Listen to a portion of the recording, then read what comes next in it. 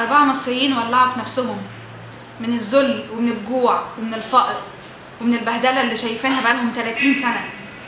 4 من المصريين ولعوا في نفسهم، قالوا يمكن يحصل زي اللي حصل في تونس، يمكن نبقى بلد حرة، بلد فيها عدل، بلد فيها كرامة، بلد الإنسان فيها إنسان بجد، مش عايش كحيوان.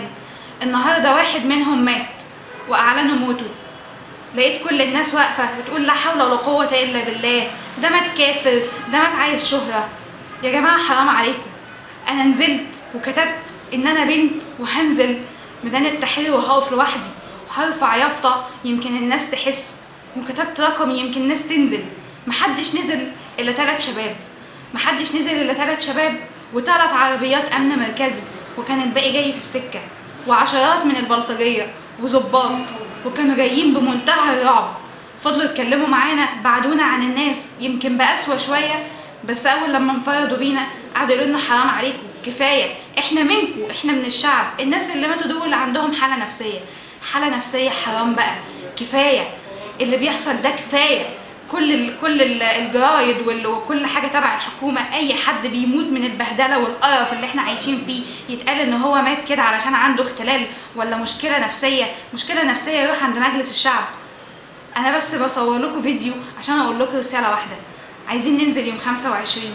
لو لسه عندنا كرامة ولسه عايزين نعيش كإنسان وكبني آدمين في البلد دي، لازم ننزل يوم 25.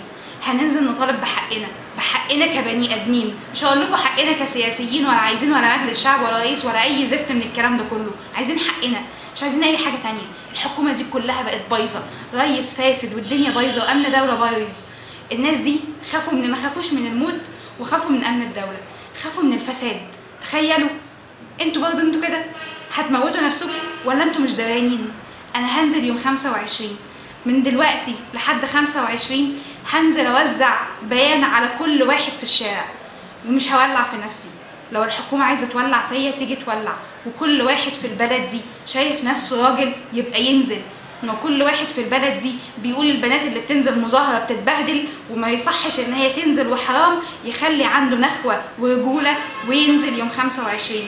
كل واحد بيقول العدد هيبقى نازل قليل ومفيش حاجة هتحصل، عايزة اقول له انت السبب في اللي احنا فيه. ايوه انت السبب، وانت مدان زيك زي الريس، زي اي فاسد، زي اي ضابط بيضربنا وبيبهدلنا. انت السبب. نزولك معانا هيفرق، ومش بيفرق حاجه بسيطه، لا بيفرق كتير. كلامك مع جيرانك ومع صحابك ومع زمايلك ومع اهلك، وانك تشجعهم ان هم ينزلوا، حتى لو هتنزلوا في منطقه مش في ميدان التحرير ولا قدام اللازغلي ولا في اي حته، بس تنزلوا تسجلوا موقف وتقولوا احنا بني ادمين، ده بيفرق. قعدك في بيتك بتتفرج او بتشوف على الفيسبوك وبتتابع الاخبار، ده بيبهدلنا احنا، بيبهدلنا انا. لو انت عندك كرامه وانت انسان وراجل في البلد دي، يبقى تنزل تحميني وتحمي اي بنت نازله. لو فضلت قاعد في البيت تبقى تستحق كل اللي بيجرالك، ومش انت لوحدك، انت هتبقى مدان، انت هتبقى مسؤول، وانت اللي عليك ذنب كبير قوي، ذنب البلد دي وذنب كل واحد عايش فيها. انت هتبقى شايل مسؤوليه كل واحد نزل الشارع عشان يطالب بحقه وانت قاعد في بيتك. انزل البيت، ابعت مسجات لاصحابك، اكتب على النت في كل حته، وعي. انت عارف الدايره بتاعتك، عمارتك لوحدها واصحابك وقرايبك، بس قول لهم انزل معايا.